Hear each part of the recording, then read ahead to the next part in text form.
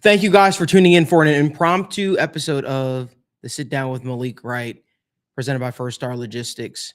We were planning to do our free agency frenzy show later on this evening at 6 p.m. And we're still going to be doing that live from the First Star Logistics studio. But I had to come to you guys live right now because breaking news: the Cincinnati Bengals have officially signed the guy that I've been pounding the table for so long. They officially said no more retreads at the tight end position. They went out and they signed Mike Gesicki. The only downside to this deal, it was only a 1-year deal. But you know what? I think Mike Gesicki is truly going to find a home here in Cincinnati with that broke gritty, the whole 9 yards. So I think that this is a home run get for the Bengals. I know there were people that were clamoring for Hayden Hurst. There are people that were clamoring for CG Uzama's return. Guys, just to put this into context, this is probably going to be the best tight end the Bengals have had in here probably in quite some time. He clears CJ Uzama. He clears Hayden Hurst. He clears Irv Smith. Clears Tanner Hudson. This is a guy that came in with a lot of hype, was used in Miami. Miami didn't want to pay him, just like because they don't like to pay tight ends. And then he went to a Patriot system where he shined every chance he got the opportunity, but it was a loaded room, right? Well, Hunter Henry, the whole 9 yards. But now he gets to come to Cincinnati and truly be the guy in a pass-happy offense. I think Bengals fans are going to absolutely love Mike Gesicki when it's all said and done. But, in the words of The Rock, I got to be honest and just say, finally. Finally the Bengals made a move that made sense. Finally the Bengals made a move that I believe is going to only help and benefit their wide receiving core. And yes, guys, I see you guys saying it in the chat. The Bengals have officially traded Joe Mixon to the Texans. Saw that. We might get into that as well. But let me just start by saying that is doing right by Joe Mixon. We're going to keep the conversation on Mike Gesicki, but that is doing right by Joe Mixon instead of, releasing him and letting him have to sort of pick his team after the scraps have already been run through essentially by these other teams and people have sort of gone after the running backs they want. But this is doing right by Joe Mixon, trading him to the Texans. Very interested to see what the compensation is going to shake out to be. But Mike Gesicki in Cincinnati, Daniel, it don't get too much better than that, if you ask me. Man, it doesn't get too much better than this. And once again, we appreciate you guys watching and we appreciate the energy in the chat. This is exactly what we were hoping for. And let me just break this down, right? Because I see a lot of people on Bengals Twitter. Some people are saying this doesn't move the needle for me. And just to put it out there, yes, Mike Gesicki line up at the slot 70% of the time. We know that, right? He lined up at the inline tight end, which is right outside the offensive tackle, only 10% of the time last year. Doesn't mean he can't do it, but let's get a couple things straight. First off, Malik, right? People are acting as if Mike Gesicki is washed. The dude is, first off, 6'6", 240 pounds. Just turn on the tape, right? We're going to do a film breakdown of Mike Gesicki. You talk about a slot wide receiver. You talk about a weapon. We talk about Brock Bowers first off, right? Brock Bowers is a great weapon for Georgia. He is going to be a great weapon at the NFL level. But you get a guy for $3 million who can run very good routes, a dude who has great hands, who can pick balls, right at the floor, can high point a ball, can win, a route, geez, I can't even speak right now, can win a route, win a 50-50 ball, can, work the middle of the field, can work the soft spot of the zone. That's what you're getting with Mike Gesicki, right? So you got Jamar Chase on one side, T. Higgins on the other as of right now. You got Joe Burrow at the quarterback, and Mike Gesicki can do it all from a slot wide receiver position as well as a tight end. So the dude is just a freaking weapon, Malik. Once again, 6'6". We talk about red zone. You talk about, instilling confidence in your running game. This is how you do it. This is how you do it. This is how you scare defenses. Respectfully, you don't scare defenses with a 6'3" tight end. You don't scare defense with a tight end who's not physically imposing. The dude is 6'6". He is agile. He is quick. His footwork is great, and he can just get open one-on-one. So I'm extremely happy with this. The Cincinnati Bengals, Duke Tobin, man, you're cooking with something. You're doing the damn thing, and I'm extremely happy. And yes, I know it's a 1-year deal. Yes, I know it's only $3 million, but to act like this doesn't move the needle is just false. To act like this doesn't mean anything for the Cincinnati Bengals offense is just false. We saw years after years of okay tight end production, right? CJ Uzomah was productive. Hayden Hurst was productive this past year. Tanner Hudson was productive. But when we talk about making the splash plays, when we talk about the seam routes, when we talk about big time plays from the tight end position, that's what Mike Gesicki can bring. We talk about Tyler Boyd making big time plays at the slot receiver position. What about a 6'6" guy? A dude who's only 29 years old, I believe. So we'll get into this more. The biggest statements and what I hope that you guys take away from what I'm saying is Mike Gesicki is not washed. Mike Gesicki was underutilized with the Patriots. He was underutilized with the Dolphins. And for the Bengals only get him at $3 million, this is a new weapon for the Bengals offense and in the red zone. Malik, I'm just juiced up, and we appreciate you guys being in the chat. Well, because like for the longest time, people said, oh, the Bengals don't care about tight ends. This is them caring about the tight end position. This is the move that should have happened last year. But you know what the best part about it is? For those of you, the OGs in the chat, you know what's better than $4.5 million? Remember that? Yep. 3.2 million. That's what's better than 4.5 million, because that's what the Bengals got Mike Gesicki at. I remember the chat was flooded with 4.5 last year. But this is a big move. This is a huge signing, guys. I got to be honest with you, because it's an under the radar type of move, but I think it's going to produce massive production. I really believe that. I think that you're now giving Joe Burrow the best tight end he's had since he came into the National Football League. And it's truly a receiving threat. Now, what do you do? Are you going to double Jamar? Right? Or are you going to have to focus on Mike Gesicki? If T. Higgins is here, do you what is there to do? This opens up a world of possibilities. And sure, you still probably want to add another receiving tight end. You got Drew Sample on the fold, but you could do that through the draft. And people are like, oh, well, I've seen people saying, Brock Bowers. Hold it. We're going to stop that discourse right now. Because what the Bengals did is they didn't allow themselves to be pigeonholed going into the draft, especially at the tight end position. No shot at Brocky B. Don't even believe he's going to be there. But even if he was, I'm not so sure as everybody else may think that he even would have been the pick or even in consideration for that pick. Yeah, I think it's important. Let's have the Brock Bowers talk real quick, because I see a lot of people on Twitter saying, Brock Bowers and Mike Gesicki. In my opinion, I don't think that would be a smart move at all right now, right? Of course, Brock Bowers, so you got to talk about best play available. I understand that. But you have shown that, one, you can get adequate production from a tight end like a Tanner Hudson, like a Hayden Hurst, like a CJ Uzomah. So now you go out and get a guy like Mike Gesicki, who you're adding him to be a weapon. You're not adding him to be a blocker. Mike Gesicki's role is to be a receiver, to be a weapon for Joe Burrow.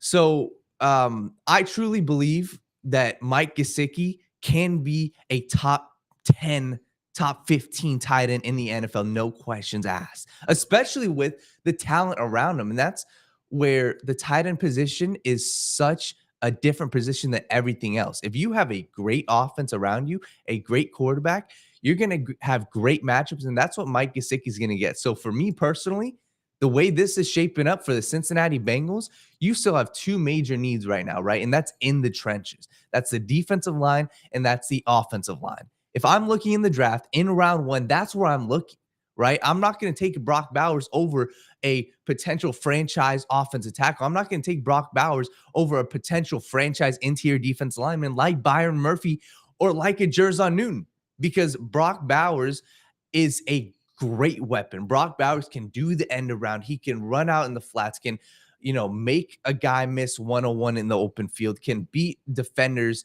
can find the soft spot in the zone. But what did you sign Mike Gesicki for 1 year? I know it's not a long-term deal, so I know it doesn't mean that the Bengals are fully sold on Mike Gesicki for the future, but God damn it, they're setting themselves up for success in the draft, because now you don't have to draft Brock Bowers. You're not, forced to. So if I'm the Bengals, I'm re-signing Tanner Hudson. I have Drew Sample. I have Mike Gesicki. I'm good with that for this year. In round one, focus on the trenches. And we'll see what happens today, obviously, with potentially DJ Reader and Jonah Williams news. So we'll see what happens on that front. So, But so, yeah, so, so, you know, Michael Jordan, I see you in the comment section. I know you're a big Brock Bowers guys, but I'm going to address you because on this show, I'll make you famous if you have things that you want to say. So, first thing you say is you're not doing this. You like to slow down the train of Mike Gesicki. I won't slow down the train. This is a guy that has produced, 700 plus yards, and a few seasons in the National Football League. They completely changed the entire Miami Dolphins offense. It's not like the guy fell off a tree. It's not like he was getting injured. It's not like the guy was dropping passes. They legitimately did not use tight ends in Miami. And then when he left Miami, he went to New England where Hunter Henry was the focal point, and Bill Belichick barely played him. So no, I won't say that his market was bad. That's the reason why he's out there. No, the reason why he's signing 1-year deals is because he wants to be the opportunity to prove himself, to finally cash in. He's still a young-ish type of player. Let's start there. For the second part, to your point of if Brock Bowers is there at 18, the Bengals will draft him. So, Mike, I respect you, man, but you don't think I talk to people all throughout the day, brother? You don't think I speak to people? You don't think I speak to coaches? You don't think I speak to people on that staff? Right? So if I'm saying what I'm saying to you, right, the concerns coming out of the combine were real from Cincinnati and from other teams about Brock Bowers' playing weight and how that would translate to the National Football League. This is the same team that passed over the tight end position as a whole. What was said to me was they were leaving free agency with a starter. They're not going to pigeonhole themselves and back themselves into a hole in the draft class. Everything that I reported was absolutely true. Bengals like a few players on the interior defensive line in this draft class. Bengals also like the tackle market. Those positions hold more weight than drafting a 6'3" undersized tight end in Brock Bowers. No shot. You may not like to hear that, but guess what? It's the reality, my man. It's the reality. So I'll make you a bet.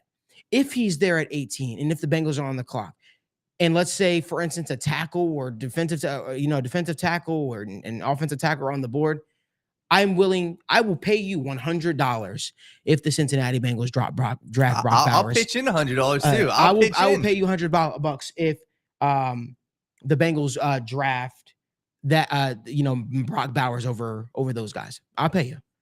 I'm willing to make that bet. So let's make it happen. So anyway, huge get for the Bengals. Finally get the receiving threat that they've been looking for. This is a big one, man. This is a big one. Don't let anybody try to minimize the signing because this is the type of tight end that they needed so long. It's always been these bargain bin type of guys that haven't worked out, right? No shot at Hayden Hurst, but first round pick, he's been on team after team after team, hasn't been able to stick, right? With anybody. And even though he cashed into this deal with the Panthers, it's unfortunate, but they released him a year into the deal. So you want to get somebody at the tight end position that you believe that these defenses are going to respect. I think Mike Gesicki garners that respect. And if he doesn't, he's garner it much quicker than people think. So what are some other thoughts you got, Daniel? Yeah.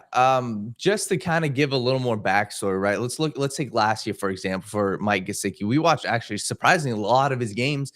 The Patriots use tight ends a lot and they use them in a different way than most offenses. They don't run a lot of 5 wide receivers, right? Mac Jones was not the quarterback to run 5 wide receivers last year. That just wasn't the Patriots offense. They were under center, 2 tight end sets, single back look, running the ball down your throats. And their passing game was abysmal, right? Their offensive line was a bottom 3 offensive line. Mac Jones was a bottom 3 quarterback last year. And they didn't roll out Mike Gesicki a whole lot, right? They used him in the slot a little bit, and that's where he saw most of his success. But last year was just, for lack of a better term, Malik, it was a shit show for the Patriots. And Mike Gesicki wasn't at his best because of the situation around him. When you guys look at tight ends at the NFL level, look at every great tight end, right? Use a Travis Kelce, use a Sam Laporta, use a George Kittle. What are the tight ends that look the best? What are the tight ends that have the best production? The ones that are on the best offenses. Because when you have a great offense at the NFL level, it makes the matchup for a tight end so much easier. So that's what I think you're going to see with Mike Gesicki. And you got Bengals players tweeting about it. Listen, the league knows about Mike Gesicki's game. If they thought he was some average type of tight end, you wouldn't get people excited about this type of move. But the Bengals, this is an underrated move, but I don't really say this too often for teams. There are a few teams that I've given this type of grade to, but I consider this an A plus signing. I really do, for the value, for obviously the positional need. And just what I think he's going to bring, man, overall. This is a home run get, man. I got to be honest with you. So like, obviously you still got the right tackle situation that you have to figure out. You still got the right tackle position that you need to figure out. You still have the defensive tackle situation. Obviously, DJ Reader's situation is, what it is right now. But Danny, what are some of your thoughts on I guess other directions you like to see the Bengals go? Because if you're kind of putting it together, the Bengals probably have around maybe like 30+ million right now to still work with. Yeah, so I saw Jamar Chase tweet at Mike Gesicki, man, and just to kind of close out the Gesicki stuff, I'm with you. This is a needle mover for me, and that's just to put it simply. Mike Gesicki's a needle mover. Somebody said, "Ayo, it's Jay." Said Mike Gesicki is a name brand. Tanner Hudson. I think that's completely disrespectful, false, and you'll find out. You'll find out very shortly.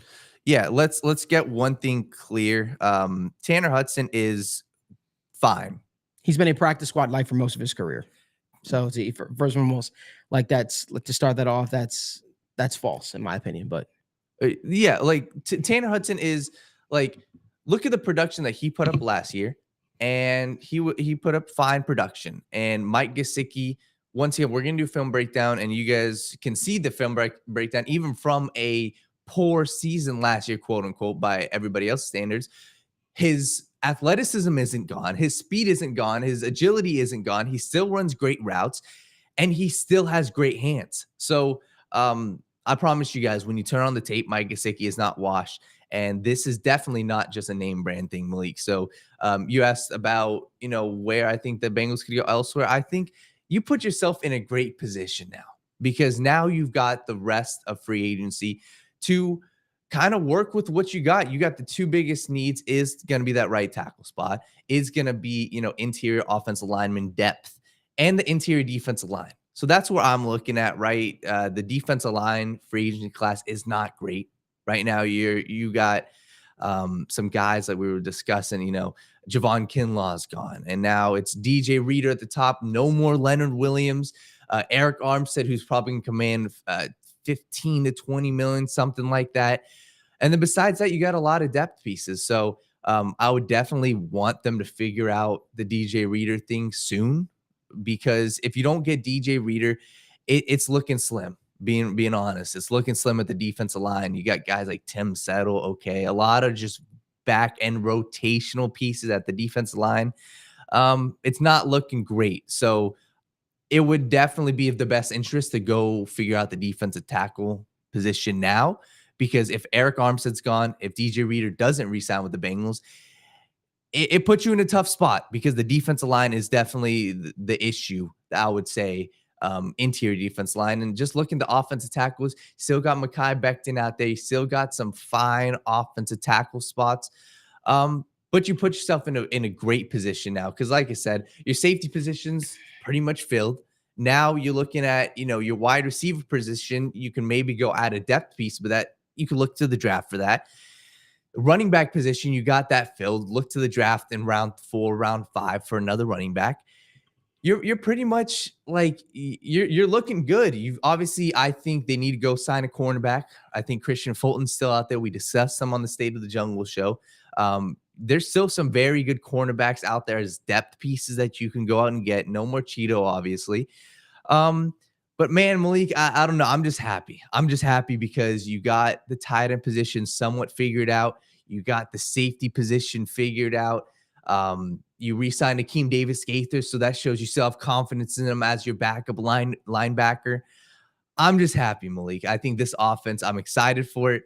Man, I'm just jumping. It's definitely a good one. It's definitely a good one. Listen, guys, I don't want to bore you guys so much, because we'll be back literally in a couple of hours, 6 p.m., as we go through all the rumors and stuff like that. I'm kind of saving some stuff that I've been hearing for the Free Agency Frenzy show.